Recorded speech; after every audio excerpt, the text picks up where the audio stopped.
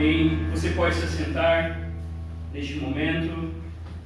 Que os olhos do Senhor nos encham de paz e de segurança, e que nós possamos assim então exultar na pessoa de Jesus e naquilo que Ele fez na cruz em nosso favor. Eu convido você a abrir a palavra de Deus no Evangelho segundo Gálatas. O Evangelho segundo Gálatas, capítulo 6, a partir do versículo 11 até o 18, é a porção que nós vamos estudar e meditar e ouvir Deus falando conosco. Gálatas, capítulo 6, versículo 11 até o versículo 18. Todos encontraram? Gálatas, capítulo 6, versículo 11 até o 18. Ouça com fé a palavra de Deus que nos diz assim: Vejam com que letras grandes escrevi a vocês de próprio punho. Todos os que querem ostentar-se na carne, esses querem obrigar vocês a se deixarem circuncidar, e agem assim somente para não serem perseguidos por causa da cruz de Cristo.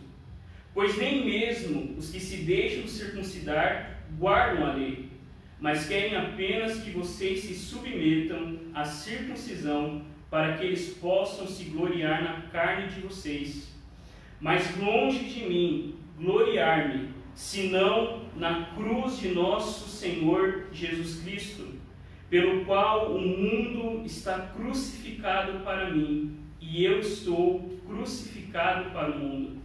Pois nem a circuncisão é coisa alguma, nem a incircuncisão, mas o ser nova criatura. E a todos os que andarem em conformidade com essa regra, paz e misericórdia sejam sobre eles, o Israel de Deus. Quanto ao mais, ninguém me moleste, porque eu trago no corpo as marcas de Jesus. A graça de nosso Senhor Jesus Cristo esteja com o espírito de vocês, irmãos. Amém. Feche seus olhos. Nosso Deus e Pai, graças te damos pela cruz de Jesus Cristo. Louvamos o teu nome, pois foi diante dos nossos olhos que Jesus foi exposto como crucificado. E não há qualquer motivo de nos gloriarmos, senão na obra majestosa de Cristo na cruz do Calvário, em favor de cada um de nós. Ó Cristo bendito, tu que entregaste a si mesmo pelos nossos pecados, para assim nos resgatar deste mundo perverso, tu que és o Filho de Deus, que nos amou e a si mesmo se entregou por nós, tu, ó Salvador bendito, que nos resgatou da maldição sobre a qual desde a queda nos encontrávamos, para se tornar maldito em nosso lugar na cruz. Aqui estamos, nada em nossas mãos trazemos, somente a tua cruz nos agarramos. Fala conosco, ó Espírito Santo de Deus, toca-nos, ó Espírito Criador e Santificador, que as marcas de Jesus estejam também nas nossas vidas. Que as palavras dos meus lábios e a meditação do meu coração sejam agradáveis na tua presença, Senhor, rocha minha e Redentor meu. Por Cristo Jesus e este crucificado. Amém. Queridos, nós chegamos... Obrigado, gatinha. Nós chegamos ao fim da nossa série, o Evangelho e nada mais. Depois de 6 meses estudando e meditando nessa carta preciosa que nos ensina que Cristo Jesus é suficiente, a igreja da Antioquia comissionou Paulo e Barnabé para sua primeira jornada missionária. Os nossos irmãos então pegaram o navio, navegaram até Chipre e depois foram para a província romana da Galácia, essa região onde durante toda essa carta, durante todo esse tempo, nós estamos estudando. E Paulo e Barnabé então fundaram igrejas naquela região. Paulo e Barnabé realizaram o seu trabalho nomeando líderes, fortalecendo as igrejas e voltaram alegremente, trazendo boas notícias à igreja de Jerusalém, dizendo que os gentios também estavam sendo salvos. A igreja então se alegra, porque nessa região tão distante de Jerusalém, na região da Ásia Menor, os gentios também estavam sendo alcançados com a graça de Deus. Isso foi motivo de alegria. Mas alguns anos depois, poucos anos depois, surge um grupo chamado de judaizantes. E esses falsos mestres e falsos irmãos começaram a perturbar os irmãos da Galácia. Esse grupo, irmãos, dizia que não era suficiente apenas crer em Jesus, mas eles precisavam também guardar a lei, eles precisavam ser circuncidados, eles precisavam observar alguns rituais judaicos. E a mensagem de Paulo e o próprio Paulo começou a ser confrontado. Esses judaizantes, eles queriam colocar os irmãos contra Paulo, dizendo que o evangelho de Paulo até que era bom, mas não suficiente. Então, irmãos, nós chegamos nessa última porção da carta de Paulo e nós vemos o amor furioso de um pastor que amava essa igreja, até porque também foi através da sua vida e dos seus companheiros que Deus alcançou esses irmãos na Galácia. E nesses últimos 8 versículos, de tudo o que nós vimos até agora, é como se Paulo dissesse: olha, frise isso, destaque isso, pegue uma caneta amarela e destaque bem grande, prestem atenção nas minhas últimas palavras. Era isso que Paulo diria para nós também hoje. A ideia central, irmãos, de tudo que eu vou falar, uma coisa que você não pode esquecer ao sair daqui nessa noite, que a cruz de Cristo é a essência do cristianismo. Não tem como falarmos de fé cristã sem falar da cruz de Jesus. Não tem como falar de Jesus se não falar dele crucificado. E nós veremos nessa porção que a essência do cristianismo, que é a cruz, envolve amor, perseguição, orgulho santo, nova criação, cicatrizes e graça. O tema do nosso sermão nessa noite é somente a cruz, e hoje nós veremos essas 3 verdades que os irmãos já estão podendo acompanhar. A primeira verdade, fique com a sua Bíblia aberta, nós encontramos entre os versículos 11 e 13. E a primeira verdade que nós vemos, irmãos, é que a cruz nos humilha. A cruz de Cristo humilha todos os homens e todas as mulheres. A cruz, irmãos, ela destrói qualquer pretensão de orgulho e ostentação humana. Por isso o apóstolo Paulo chama a nossa atenção aqui. Paulo está já escrevendo o final da sua carta e parece que ele toma a caneta, a pena, naquela época não tinha big ainda para fazer caneta, ele toma a pena do seu ajudante e ele mesmo escreve: olha, vejam com que letras grandes eu estou escrevendo a vocês de próprio punho. Muitas, irmãos, das cartas de Paulo não era ele quem escrevia. Por exemplo, vocês sabiam que não foi Paulo que escreveu Romanos? Isso é uma pegadinha que o pessoal faz, né? Vocês sabiam que não foi Paulo que escreveu Romanos? Quem sabia que não foi Paulo que escreveu Romanos? Foi Tércio que escreveu Romanos. Vocês sabiam disso? Só que a carta era de Paulo. Paulo ditava, Paulo dizia e Tércio ia lá e escrevendo. E a mesma coisa possivelmente acontecia na carta aos Gálatas. Mas neste momento Paulo para e ele fala: não, deixa eu com meu próprio punho agora escrever essa parte. Paulo, irmãos e irmãs, está mostrando a sua fragilidade e o seu amor pastoral pelas igrejas da Galácia. Nós sabemos que Paulo possivelmente tinha uma doença que o impedia de enxergar direito, e nós sabemos que o próprio Paulo também não tinha muita experiência em escrever. Mas aqui neste momento, Paulo está dizendo: vejam, olhem bem para isso. E muitos estudiosos, irmãos e irmãs, dizem que Paulo escreve com grandes letras, porque ele queria chamar a atenção dos seus ouvintes. Ao mesmo tempo, não sei quem tem criança em casa, ou a pessoa que não entende muito bem as coisas, a gente já conheceu aquela famosa frase: você quer que eu desenhe? Quem é que nunca usou isso, né? Quando você está explicando uma coisa para alguém, parece que a pessoa não entende, você fala: você quer que eu desenhe? Com criança é assim, não é? E Paulo parece que está fazendo exatamente isso. Paulo está escrevendo com grandes letras, sublinhando, porque ele estava chamando a atenção daqueles irmãos que, como crianças, estavam abandonando o verdadeiro Evangelho e abraçando o Evangelho que não poderia trazer salvação e alegria ao coração deles. Aqui nós vemos, irmãos, que o próprio apóstolo Paulo mostra a sua fraqueza e o seu amor. O próprio apóstolo Paulo mostra o quão frágil e o quanto ele também precisa da cruz de Jesus Cristo. Queridos, a cruz ela humilha todos os homens que confiam na força do seu braço, porque observe no texto, o nosso texto diz que todos aqueles que querem ostentar na carne, esses querem obrigar vocês a se deixarem circuncidar e agem assim somente para não serem perseguidos por causa da cruz de Cristo. E aqui, irmãos, há uma pergunta: aonde está a nossa glória? Do que nós nos orgulhamos? O Senhor, através do profeta Jeremias, já dizia: assim diz o Senhor, não se glorie o sábio na sua sabedoria, nem o forte na sua força, nem o rico nas suas riquezas, mas aquele que se gloria, glorie-se nisso, em me conhecer e saber que eu sou o Senhor e faço misericórdia, juízo e justiça na terra, porque dessas coisas me agrado, diz o Senhor.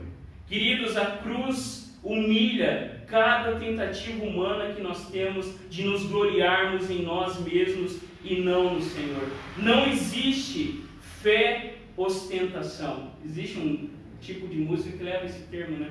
Não existe fé ostentação. A cruz, irmãos e irmãs, ela humilha todos os homens. A cruz, irmãos e irmãs, obriga todos os homens a se submeterem a Deus e a dependerem de Deus e não confiarem em si mesmo. E Paulo está dizendo que eles não queriam ser perseguidos por causa da cruz de Cristo. Porque, irmãos e irmãs, a cruz humilha a todos os homens. Fale da cruz e você vai ver pessoas incomodadas, seja crente ou seja ateu. Fale da cruz e você verá que as pessoas ficam incomodadas, porque enquanto a religião diz, faça o máximo que puder, tente mais, a cruz em alto e bom som diz, sem mim vocês nada podem fazer, sem mim vocês estão perdidos. Anuncie a cruz e haverá desconforto. Anuncie a cruz e nós veremos pessoas incomodadas, porque a cruz nos humilha. A cruz, irmãos, ela diz algumas verdades muito desagradáveis acerca de nós, que somos pecadores, que estamos sob a maldição de Deus e que não podemos salvar a nós mesmos. A cruz é o ultimato de Deus contra as nossas falsas esperanças. A cruz é escândalo e loucura para todos os homens, mas para nós que cremos é o poder de Deus. A cruz, ao mesmo tempo que nos humilha, dizendo que você não é um espelho que reflete a glória do Senhor, porque essa música a gente só poderia cantar no Jardim do Éden. Ao mesmo tempo, a cruz diz que nós somos tão amados e tão acolhidos pela pessoa do Senhor Jesus. Os nossos primeiros pais, eles foram seduzidos e eles caíram na tentação do diabo, confiando não em Deus, mas confiando na voz da serpente. E Deus usou isso, irmãos e irmãs, para manifestar a sua glória, porque nós vemos por toda a Escritura que antes de Deus dizer haja luz, a primeira coisa que nós ouvimos é haja cruz. Antes de Deus criar o mundo e todas as coisas, Deus, em seu eterno propósito, irmãos e irmãs, escolheu e ordenou o Senhor Jesus, o seu Filho unigênito, para ser o mediador entre Deus e os homens. Por isso que fora de Jesus não há salvação, porque Jesus é o nosso profeta, sacerdote e rei. Ele é o cabeça e o salvador da igreja. Ele é o herdeiro de todas as coisas. Ele é o juiz do mundo. E Deus, na eternidade, deu tudo isso a Jesus, e Jesus tem chamado um povo para ser remido, santificado e glorificado. Não há, irmãos e irmãs, vida fora da cruz de Cristo Jesus. A cruz, ela humilha todos os homens, sejam religiosos ou sejam sem religião. Porque observe no versículo 13, a cruz nos mostra a nossa incapacidade. Paulo vai dizer, olha, até aqueles irmãos que estão aí com a bola toda, dizendo que vocês precisam ser circuncidados, nem eles conseguem guardar completamente a lei, porque a lei, irmãos e irmãs, não foi dado para que a gente fosse salvo por meio dela, mas a lei de Deus foi dada para que através dela, eu e você corrêssemos para Jesus Cristo. A lei de Deus, quando você olha no Antigo Testamento e você diz, meu Deus, como que o povo conseguia cumprir todas essas leis, todos esses detalhes, não podia confundir tecido, tinha que usar todas as coisas específicas. Tudo isso foi dado para levar os homens ao desespero. Você não pode guardar a lei de Deus. Se você pensar hoje, você deve ter quebrado pelo menos uns 5 dos 10 mandamentos. Só hoje. Porque a lei, irmãos, foi dada para o nosso desespero. Para que à medida que nós olhamos e falamos, Deus, eu não consigo, então nós temos Cristo Jesus, que vem até nós e nos salva. Quanto mais, irmãos e irmãs, você perceber a sua incapacidade de guardar a lei, mais Cristo Jesus será desejado no seu coração. Porque foi somente Jesus que guardou perfeitamente a lei. A cruz, irmãos e irmãs, nos humilha. E nas palavras de Agostinho, nós somos feridos e então nós amamos o Senhor. Quando a cruz nos fere, é quando nós também começamos a ser transformados. E observe, entre os versículos 14 e 16, a segunda verdade, irmãos, é que a cruz não apenas nos humilha, mas ela também nos transforma. Pense, por exemplo, numa história que eu sempre cito aqui, eu indico os irmãos, inspiro os irmãos, leiam as Crônicas de Nárnia. Esses dias atrás, né, Isa? A gente assistiu o filme As Crônicas de Nárnia, e nessa história maravilhosa nós temos o Eustáquio, um garoto mimado, que, irmãos e irmãs, fascinado por um tesouro que ele encontra em uma caverna, ele coloca uma pulseira de ouro e ele dorme, e quando ele acorda ele é um dragão. E ele está incapaz de voltar a ser um menino, e aquele bracelete no seu braço começa a doer, e ele sente uma dor insuportável, mas ele não consegue voltar a ser menino. Pense, irmãos, por exemplo, conte história para os seus filhos. Não ensine só matemática, português, que é muito importante, mas ensine o seu filho que existem dragões a serem mortos. O Enzo, a Isa, as pequenas aqui, todas as crianças aqui, os adolescentes, não aprenda apenas português e matemática, mas entenda, existem dragões a serem destruídos desde o Jardim do Éden. E as histórias clássicas mostram exatamente isso, o nosso anseio por transformação. Pense, por exemplo, na história famosa da Bela e da Fera, que ao ser encontrada pelo amor, aquele monstro é transformado novamente em uma pessoa. Pense, irmãos, em tantas histórias bíblicas, da literatura clássica e das nossas próprias histórias que apontam para isso. Há um anseio no nosso coração por transformação. Se tem alguma coisa que todos nós concordamos, é que o nosso mundo tem alguma coisa errada. O nosso mundo está com algum defeito, está com algum problema. E Paulo vai dizer exatamente isso, irmãos. Todos os homens escutam ecos de uma voz, e essa voz é a voz do Espírito Santo, que continua agindo na criação e está transformando todas as coisas a partir de nós.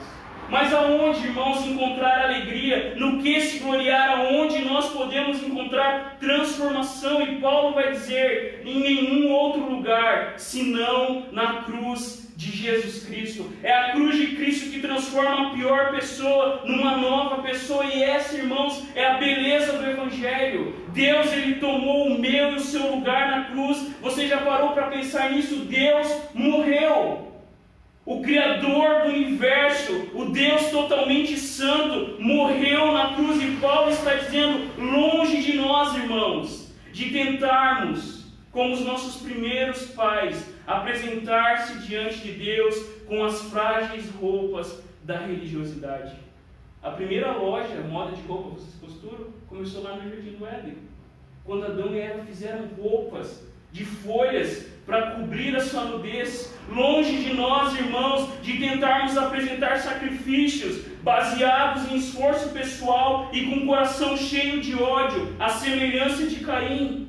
Longe de nós, irmãos, de ainda tentarmos chegar a Deus através da grande torre do orgulho e méritos próprios, como a Torre de Babel. Longe de nós, irmãos, de tentarmos dar uma ajudinha a Deus, como Abraão e Sara. Mas o chamado de Deus, como Paulo nos diz, é se agarrar à cruz de Cristo. Porque foi Deus que matou um animal no jardim do Éden e fez vestes aos nossos primeiros pais no jardim. Pense nisso, Adão e Eva rejeitaram a Deus, se rebelaram contra Deus e Deus ainda se preocupa com eles. Não, essa roupa não vai durar muito. Na verdade, essa roupa de vocês não vale a pena. Deus mata o animal já apontando para aquilo que seria feito, porque sem derramamento de sangue não há remissão de pecados. Agarre-se, irmãos e irmãs, à cruz de Cristo e veja o próprio Cristo, a semelhança de Abel, o inocente sendo morto em nosso lugar. Agarre-se à cruz, não tentando construir uma escada para chegar até Deus, mas sendo encontrado pelo Deus que desce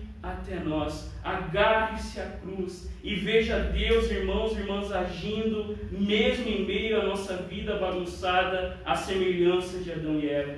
Agarre-se à cruz e veja e perceba que foi ela quem nos agarrou primeiro. Se você quer ser transformado, olhe para a cruz. Se você quer ser realmente mudado, abrace a cruz, porque Paulo continua no texto. Olha no texto: pelo qual o mundo está crucificado para mim, e eu estou crucificado para o mundo. A cruz, irmãos e irmãs, de nosso Senhor Jesus Cristo nos transforma, pois o mundo foi crucificado para nós. E isso, irmãos, é algo radical. O que isso quer dizer? O mundo foi crucificado. O mundo aqui é o sistema sem Deus, com seus valores invertidos. E Paulo vai dizer que há uma mudança radical de como olhamos para a realidade. O mundo ser crucificado aponta para a realidade daquilo que Deus faz em nós através do seu Espírito Santo. O mundo ser crucificado significa que tudo aquilo que nós tínhamos por valor e estima perde o seu brilho. O mundo, irmãos e irmãs, não tem mais valor. Aquilo que nos encantava não encanta mais, porque o Evangelho destrói o seu poder. O mundo foi crucificado, ele não tem mais poder sobre nós. Por isso que Paulo diz, irmãos e irmãs, na verdade eu considero tudo como perca,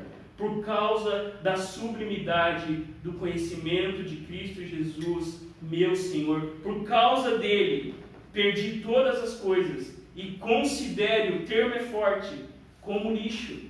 Algumas versões dizem esterco, para ganhar Cristo e ser achado nele.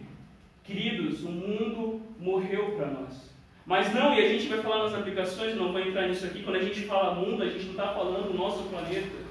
Tem gente que acha que quando a gente fala mundo, quando a gente fala, por exemplo, carne, tem pessoas que acham que o corpo é mau, que a matéria é ruim. Não é nesse sentido que a gente está falando. Não é o mundo de ir na praia, comer uma bela comida, beber uma bela bebida, nada disso. Tudo isso são coisas de Deus e nós devemos desfrutar. Mas o mundo aqui é o seu sistema anti-Deus. É o seu sistema que coloca, irmãos e irmãs, Deus para fora da nossa vida. E Paulo vai dizer que não apenas o mundo, mas ele também morreu para o mundo. Não apenas o mundo foi crucificado, mas também Paulo foi crucificado para o mundo. E C.S. Lewis diz uma frase muito interessante, irmãos. Existem coisas melhores adiante do que qualquer outra que deixamos para trás. Quando nós abraçamos a Jesus, quando nós nos entregamos a Jesus, quando nós reconhecemos a Jesus, nós deixamos muitas coisas para trás. Mas C.S. Lewis diz que existem muitas coisas muito melhores à nossa frente. Quando nós morremos, irmãos, e somos crucificados, nós não pensamos mais em nós. A primeira coisa que acontece, não existe mais eu, só existe nós. E há uma frase interessante, não entrando na discussão política, mas o capitalismo diz o seguinte: o que é meu é meu. Não é isso que o capitalismo prega? O que é meu, cada um por si, mão invisível, mercado livre. O comunismo, o socialismo diz: o que é seu é meu. Né? E daí tem as ditaduras, as coisas raras que acontecem. Mas o que o cristianismo diz? O cristianismo diz que o que é meu é seu. A primeira coisa que muda, irmãos, não existe mais o eu, agora existe o nós, porque eu morri para o mundo. Não existe mais o dar que eu te dou outra, né? Quem conhece essa famosa frase? Não existe mais o e daí diante do sofrimento humano, mas quando nós somos crucificados para o mundo, nós rejeitamos o mundo e abraçamos o reino de Deus. Nós não pagamos mais o mal com o mal. Eu sei o quanto isso é difícil, né? A gente que enfrenta problemas, você fala assim, dá que eu te dou outra. Quando alguém vem e te faz mal, quando alguém vem e te despreza, sobe aquele calor, não é? Não é assim? A gente quer fazer justiça com as próprias mãos. Uma hora você me paga, uma hora você vai precisar de mim. Você não fala mais comigo, não, irmãos. Não se deixe vencer o mal, mas vença o mal pelo bem. O mundo ser crucificado é não amar nada mais do que nosso Senhor. Quando nós, irmãos e irmãs, entendemos a radicalidade disso, nós rejeitamos todas as coisas por causa de Jesus. E há um texto que o nosso Senhor diz, e isso é muito forte, que se alguém, irmãos e irmãs, vem a mim e não ama, eu, mais do que o seu pai, a sua mãe, a sua mulher, os seus filhos, os seus irmãos, as suas irmãs e até a sua própria vida, não pode ser meu discípulo. E quem não tomar a sua cruz e vier após mim, não pode ser meu discípulo. Assim, pois, qualquer um de vocês que não renuncia a tudo que tem, não pode ser meu discípulo. Isso está na nossa Bíblia. A cruz, ela nos transforma, irmãos e irmãs, porque tudo aquilo que nós considerávamos diante de Jesus perde o seu brilho. E aqui Jesus não está dizendo para a gente odiar a nossa família, ou não desfrutar da nossa família que Deus nos dá, mas Jesus está falando sobre aquilo que realmente ocupa o primeiro no nosso coração. Pelo que você vive e pelo que você morre. Existem pessoas que vivem pelo dinheiro, existem pessoas que vivem pela fama, existem pessoas que vivem, irmãos e irmãs, por tantas coisas que não são eternas. Pelo que nós vivemos, irmãos, aonde está o nosso coração? O nosso coração está em Deus, ou o nosso coração está na nossa conta bancária, nas pessoas deste mundo? Aonde está o nosso coração? Porque Jesus está dizendo exatamente isso, nós devemos renunciar tudo por Ele. E quando nós fazemos isso, irmãos e irmãs, nós percebemos que nós ganhamos muitas mães, muitos irmãos, muito mais tesouros preciosos. Nós devemos, irmãos e irmãs, então renunciar todas as coisas, porque é isso que a cruz faz. Mas observe o versículo 15. O Evangelho de Cristo, diz o apóstolo, nos leva, irmãos, a não sentirmos inferioridade e nem ser intimidado por ninguém, porque a circuncisão nada é. Religião e moralismo não significa nada. E ao mesmo tempo, Paulo diz que nós não podemos nos sentir superior ou desprezar ninguém, porque igualmente a incircuncisão não significa nada. Nada, irmão, que é externo ou humano pode nos separar. O que conta é ser nova criação. O que conta, irmãos e irmãs, é aquilo que Deus fez em Cristo através das nossas vidas. Não importa nada do que tenhamos feito. E Paulo chama a nossa atenção aqui para a justiça própria. Porque você pode ser um moralista feliz, ou você pode ser um moralista triste. E tem muita gente na igreja assim. O moralista feliz, irmãos, ele precisa entender melhor a profundidade das exigências de Deus e a sua total capacidade em cumpri-las. Quando você ouve o Evangelho, você tem que sair da igreja não pensando no que pode fazer, mas pensando e refletindo sobre aquilo que Cristo fez. E quando você olha para aquilo que você precisa fazer, você diz: Senhor, eu sou incapaz de fazer isso, mas a graça de Deus através de Cristo nos capacita a cumpri-la.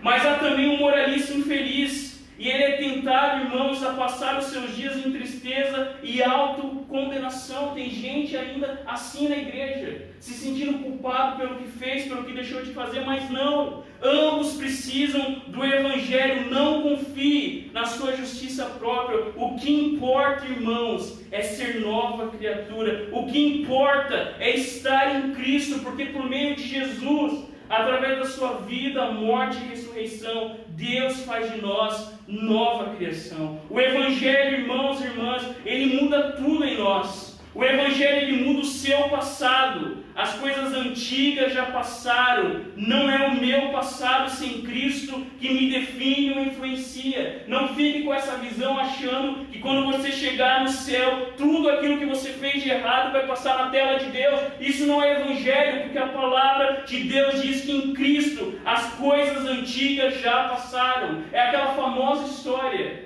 de um bispo numa cidade que tem uma mulher que diz que Jesus está aparecendo para ela. Daí o bispo, né? O bispo geralmente da igreja reformada não acredita muito nessas coisas, né? E ele falou assim: então pergunta para Jesus quais foram os meus pecados da semana passada. Passou a semana, tal, encontrou de novo a senhora. E aí, Jesus apareceu para você? E a mulher falou: ele apareceu de novo. E o que ele falou quando você perguntou sobre os meus pecados da semana passada? E a mulher respondeu o seguinte: ele disse que não se lembra. Ele não se lembra dos seus pecados, porque pecado confessado é pecado esquecido. Deus, irmãos e irmãs, Ele não fica com uma lista registrando os nossos pecados, porque a própria palavra diz: quem que resistiria a isso? Em Cristo, o nosso passado passou, mas o Evangelho, irmãos e irmãs, ele também muda o nosso futuro. Nós estamos em Cristo, ó, que futuro nos aguarda na nova criação. Pense sobre isso, você sabe o fim da história. Para quem não gosta de spoiler, nós temos o final da história, nós sabemos o que vai acontecer, e quando nós pensamos no nosso futuro, irmãos, ó, que futuro nos aguarda. Nós estamos seguros em Cristo Jesus, nada vai nos tirar das suas mãos, por isso viva com esperança, porque você está em Cristo. Mas o Evangelho também muda o nosso presente. Eu e você somos nova pessoa. A nossa identidade, a nossa maneira de viver agora é outra. Mas observe, irmãos, o versículo 16.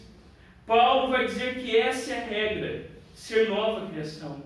Não importa o que você fez. Não importa, irmãos, de qual família você vem. Não importa nada, porque o Evangelho é claro. Nada pode nos separar. O Evangelho é a regra que nos une. Por isso que Paulo vai dizer paz e misericórdia sobre o Israel de Deus.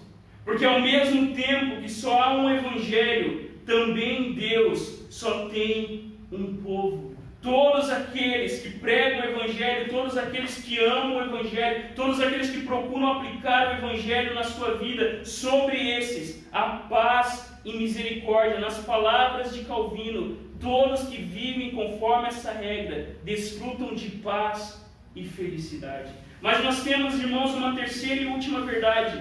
Observe o versículo 17 e o versículo 18. A cruz, ela nos humilha, a cruz, ela nos transforma, e a cruz nos marca.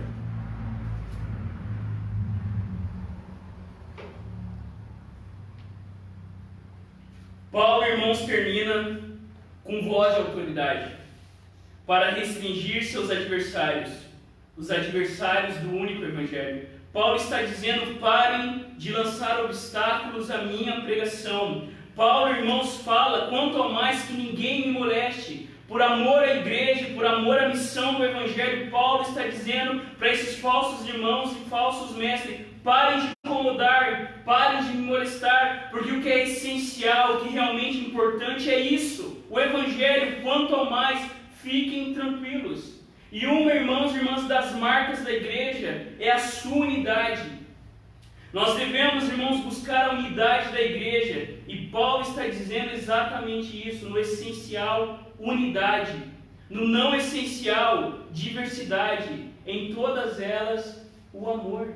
Paulo está confrontando esses falsos irmãos e falsos mestres, porque eles estavam dividindo a igreja. E Paulo aqui, irmãos e irmãs, está dando um ultimato nesses profetas do caos. Uma das marcas que nós precisamos resgatar na igreja, e hoje é domingo da Trindade, é a unidade cristã. E a cruz, irmãos e irmãs, aponta exatamente para isso. O propósito de Deus não é salvar indivíduos e perpetuar o nosso isolamento. Escreve o tio John: Deus se propôs a edificar a igreja, uma comunidade nova e redimida, e esse propósito está em curso. O que nos une, e nos une a todos os cristãos em todo o mundo, é o Evangelho. Pare e pense um pouco sobre isso. Cristo só tem uma igreja. E Paulo está confrontando esses irmãos que estavam dividindo o evangelho, dividindo a igreja, e Paulo está dizendo: parem com isso no essencial. E o que é essencial, irmãos? O que nos une com todos os cristãos? Todos aqueles que confessam que somente Jesus Cristo é o Senhor, esse é cristão. Todos aqueles que confessam que Deus é Pai, Filho e Espírito Santo, esse é cristão. Todos aqueles que amam a palavra de Deus, pregam a palavra de Deus e ensinam a palavra de Deus como palavra de Deus, esse é cristão. A verdade, irmãos e irmãs, da natureza humana depravada, esse é a verdade de Deus. O Evangelho de Cristo, que é somente pela graça, por meio da fé, esse é a unidade que nos une. A verdade é que há um Deus infinito, pessoal, que continua cuidando e sustentando o seu mundo. É por essas coisas, irmãos e irmãs, que nós devemos ser marcados, principalmente nesse tempo que os irmãos acompanharam as últimas semanas, de tanta violência e tanta divisão. A verdade é que todos os homens e todas as mulheres, brancos e pretos, ricos e pobres, todos carregam em si a imagem de Deus. Essas coisas devem nos unir, e a igreja deve ser este lugar onde todas essas coisas são secundárias, porque o que nos marca é a cruz de Cristo. Paulo está dizendo, irmãos, quanto ao mais, fiquem tranquilos. Por isso, irmãos, que eu não entro em discussão teológica. Tem pessoa que até estranha, o Rafa veio do seminário, só fala sim, não fala. Eu já escutei isso de algumas pessoas. Algumas pessoas, nossa, tu não fala mais. Porque a gente começa a aprender a ouvir mais e falar menos. É exatamente isso que Paulo diz a Timóteo: evite as discussões incessadas e absurdas, porque vocês sabem que elas só provocam brigas. Paulo está dizendo: olha, fiquem quietos, parem de me molestar, porque o que é essencial é o Evangelho de Cristo, é ser nova criatura. E Paulo vai dizer, irmãos e irmãs, que ninguém me moleste, porque eu trago no corpo as marcas de Jesus.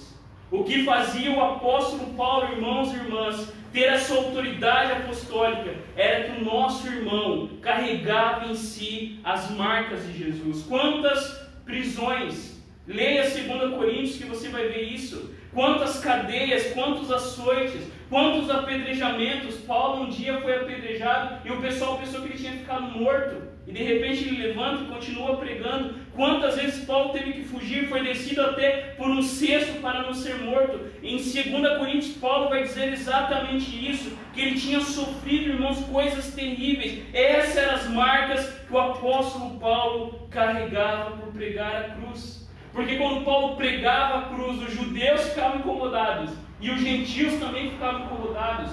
Porque para os judeus aquilo era escândalo. Como assim Deus morrer numa cruz? Como assim Deus ser feito maldito? E ao mesmo tempo os gentios diziam: como assim um Deus que morre, um Deus que se torna gente? Isso é loucura, isso é escândalo para os judeus e gentios. E quando Paulo anunciava o Evangelho, isso incomodava as pessoas. Por isso que Paulo dizia que ele não se gloriava em nada mais do que nas suas fraquezas. Queridos, você é fraco ou você é forte? Se você é fraco, você que é mãe, você que é pai, você que é namorado, você que é solteiro, queridos, Deus, Ele mostra o seu poder nas nossas fraquezas. Deus, Ele mostra o seu poder nas nossas lutas. Aos olhos do mundo essas marcas eram vergonhosas, mas diante de Deus e dos anjos, como diz Calvino, elas excedem a todas as honras do mundo. O chamado do Evangelho não é pare de sofrer. Desculpa se você pensa isso. O chamado do Evangelho não é tudo vai dar certo, que você não vai pegar coronavírus, que você às vezes não vai ter coisas tão terríveis. Não, o Evangelho diz: venha e morra. Venha e seja marcado com as marcas do Salvador. Venha e tome a sua cruz de vergonha. Venha e morra para si e para o mundo, mas viva como nunca antes. Venha e morra e abrace a vontade do Senhor e descubra, irmãos, que o prestígio das pessoas, a segurança deste mundo, nada se compara à segurança de pertencer ao Senhor e ser marcado por Ele. E o termo aqui, irmãos, de marca, aponta exatamente para a ideia que os escravos, os fugitivos e os malfeitores tinham naquela época. Paulo havia sido marcado, irmãos e irmãs, e se você, irmãos, tem sofrido por causa do Evangelho, se alegre. Porque o apóstolo Pedro diz: alegrem-se na medida que vocês são coparticipantes dos sofrimentos de Cristo, para que também na revelação da sua glória vocês se alegrem e exultem. Se você sofre por ser cristão, não se envergonhe, pelo contrário, glorifique a Deus. Quando nós perdemos, irmãos, por causa de Jesus, na verdade nós não perdemos, nós ganhamos. Não faça justiça com as próprias mãos. Quando nós sofremos por causa de Jesus, esse sofrimento é glória. Quando nós, irmãos e irmãs, recebemos desvantagens por sermos fiéis a Jesus, na verdade isso é promoção. O testemunho de Dietrich Bonhoeffer, morto pelo nazismo, aponta para isso. O testemunho de Martin Luther King, assassinado por lutar pela igualdade racial, aponta para isso. A vida, irmãos, de milhões de cristãos perseguidos por causa de Jesus aponta para isso. A vida de anônimos e anônimas, como eu e você, que carregam diariamente as marcas de Jesus em nossa abnegação e renúncia, apontam para isso. Se você quer, irmãos e irmãs, realmente viver uma vida que vale a pena, peça para Deus para você ser privilegiado e participar dos sofrimentos de Cristo. Faça da sua oração a oração antiga de um homem de Deus que dizia: Deus, que o meu coração seja quebrado por tudo que quebra o teu coração, e que o meu coração se alegre por tudo que alegra o teu coração. Paulo, então, irmãos, observe o versículo 18. Ele se despede dos Gálatas e também se despede de nós. Que a graça de nosso Senhor Jesus Cristo esteja com o espírito de vocês, irmãos, e nós ouvimos um sonoro amém. Amém. Paulo fala sobre a graça. A carta de Gálatas é sobre a graça de Deus. Irmãos, a Bíblia inteira é um livro cheio de graça. Desde a criação maravilhosa, grandiosa, passando pela queda terrível, revelando-se na redenção majestosa e culminando na restauração de todas as coisas. Veja a graça de nosso Senhor Jesus Cristo. Olhe para a criação e veja a graça de Deus. Acorde na segunda-feira. A primeira coisa que você deve fazer não é reclamar, mas é agradecer a Deus, porque Deus te dá mais um dia. Quando você for no banco pegar o seu salário, não diga só isso. Agradeça a Deus porque você tem aquilo. E olhe, irmãos e irmãs, para Jesus. Como o quinto evangelho na nossa Bíblia diz: porque foi subindo como um renovo diante dele, e como uma raiz de terra seca. Ele não tinha boa aparência nem formosura. Olhamos para ele, mas não víamos nenhuma beleza que nos agradasse. Ele era desprezado e o mais rejeitado entre os homens, homem de dores, que sabe o que é padecer. E como um de que os homens escondem o rosto, era desprezado e dele não fizemos caso. Certamente ele tomou sobre si as nossas enfermidades e as nossas dores levou sobre si. E nós o considerávamos como aflito, ferido de Deus e oprimido. Mas ele foi transpassado por causa das nossas transgressões e esmagado por causa das nossas iniquidades. O castigo que nos traz a paz estava sobre ele, e pelas suas pisaduras fomos sarados. Amém? Queridos, 3 aplicações para a nossa vida. A primeira aplicação para você guardar no seu coração. Eu lembrei daquela propaganda de um refrigerante. Eu vou fazer propaganda aqui de graça, né? Estão me bancando, né? Quanto mais... Olha a aplicação. A primeira coisa, quanto mais fraco, melhor. Irmãos, nós estamos aqui na igreja. Eu sei se vocês falam: nossa, nossa igreja está fraquinha. Quanto mais fraco, melhor. Porque a glória de Deus vai ser muito maior. Quanto mais você se sente fraco, incapaz diante da sua vida, louve ao Senhor, porque Deus usa os fracos.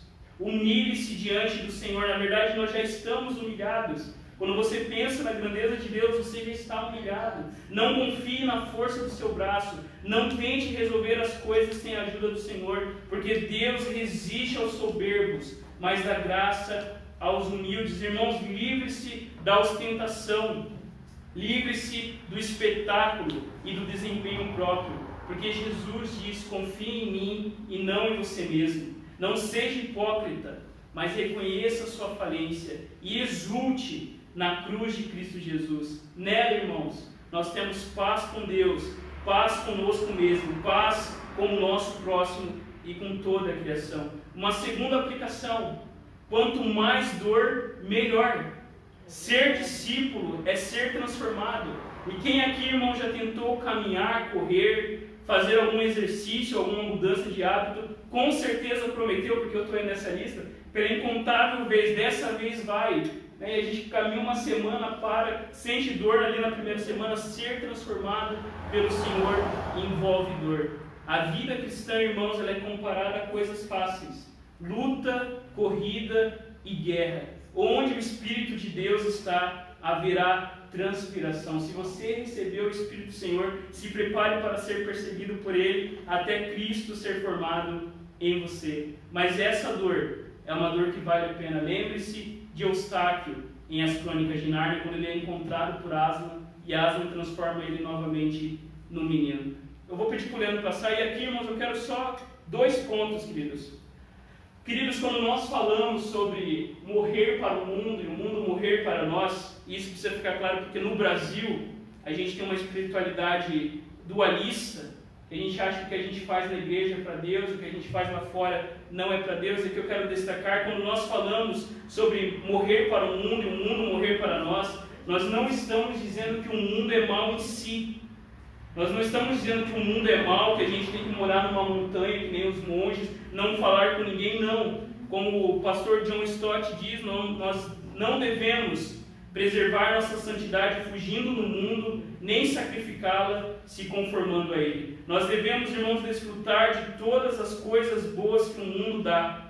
Desfrute de uma boa música, uma boa atividade, uma boa refeição, uma boa amizade, uma boa leitura, um bom casamento, um filho. O mundo é de Deus e essas coisas da terra pertencem ao Senhor. Mas desfrute dessas coisas não como deuses, mas como dádivas do Senhor. Uma segunda coisa, irmãos: a fé cristã não tem como centro a ideia de morrer e ir morar no céu.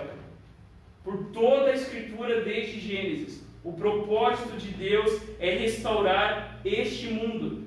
Quando a gente pensa em Apocalipse, isso é uma coisa que às vezes me deixa triste. Quando você lê o Apocalipse, não é para você ficar ali: o que é o 666? O que é os 3 cavaleiros, o branco, o amarelo, o preto, o vermelho? Meu Deus, o mundo vai ser destruído. Apocalipse não foi escrito para a gente ficar pensando nessas coisas. Apocalipse foi escrito para nos dar esperança. Porque aquele que está sobre o cavalo branco já reina sobre todas as coisas. Apocalipse, irmãos e irmãs, foi escrito para nos dizer que Deus está fazendo uma nova criação. Deus está restaurando a sua criação. Nós cremos que o céu descerá à terra e o mundo será renovado. Você terá um corpo no céu. Você vai comer no céu. Porque o céu vai descer à terra. Não somos nós que subimos. Quando a gente morre, vai ficar claro, você morreu, você vai para o céu ou você vai para o inferno na hora. Mas quando Jesus voltar, o seu espírito vai se unir novamente ao seu corpo. Esse corpo, o corpo que Jesus teve depois da ressurreição. E todo mundo, irmãos, este mundo será renovado. Este mundo será renovado. Leia Isaías, leia Apocalipse. Eis que viu um novo céu e uma nova terra, e o mar já não existe. Ou seja, o mar significa tudo aquilo que é mal. Pense num mundo sem maldade, sem o pecado. Este mundo vai continuar a viver, porque o propósito de Deus é restaurar todas as coisas. E como nós sabemos isso? Já começou em nós. Você já recebeu as primícias quando você recebeu o Espírito Santo. Uma terceira aplicação: quanto mais cicatrizes, melhor. Todos os apóstolos do Senhor foram martirizados, exceto o apóstolo João. Milhares de homens e mulheres santos, pessoas dos quais o mundo não era digno, como diz a palavra, foram mortos. Ainda hoje, irmãos, pessoas são perseguidas e mortas por causa de Jesus Cristo. Talvez eu e você nunca sejamos perseguidos ou mortos, mas há uma marca que eu e você devemos carregar. A nossa vida deve ser marcada pela fé, pela esperança e pelo amor. E como diz uma bela canção contemporânea, que das nossas feridas, irmãos, saia poder para curar. Conhece essa música? É uma música bonita, né? Que das suas feridas saia poder para curar. Queridos, eu termino lembrando uma história muito famosa de 2 homens que foram marcados pelo Evangelho de Jesus Cristo. Eles deixaram a segurança de suas casas e famílias e embarcaram no porto de Copenhague para se tornarem os 2 primeiros missionários da Igreja Morávia, em 1732. Quando o navio partia do cais, esses 2 homens se venderam como escravos. Quando eles partiam do cais, a esposa e os filhos de um deles imploraram para que eles desistissem e ficassem em casa.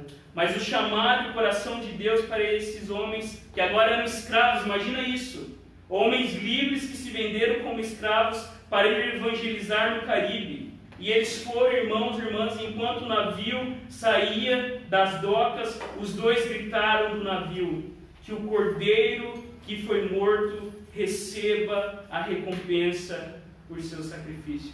Queridos, que o cordeiro que foi morto use as nossas vidas, as nossas cicatrizes para a sua glória, porque nós estamos crucificados com Cristo. Feche os seus olhos, vamos ao Senhor em oração. Coloque a sua vida diante de Deus, diante do nosso Salvador. Ó poderoso Deus, Senhor do vasto universo, que enquadra uma porção do infinito e desenha um oceano de constelações. Tu que és o artista supremo, por que atentas para o que é insignificante? Por que concedes poder ao que não passa de pó? Sim, até do choro da criança tiras melodia poderosa, capaz de humilhar reis e destronar rainhas. Chamas o homem para andar contigo e inspira a mulher com fôlego divino. Retira os pecadores da lama, neles derramas teu espírito e os faz embaixadores teus, reconciliados contigo. Pelo Filho do Homem, o perfeito, imprime em nosso peito a honra de poder servir-te e em ti nos deleitar. Ó poderoso Deus, adoramos o teu nome e graça, que enchas de plena alegria todas as dimensões da existência. Glória ao Pai, glória ao Filho e glória ao Espírito Santo, tal como era no início, agora e sempre, em nome de Jesus. Amém. Queridos, fiquemos em pé, vamos cantar que é pela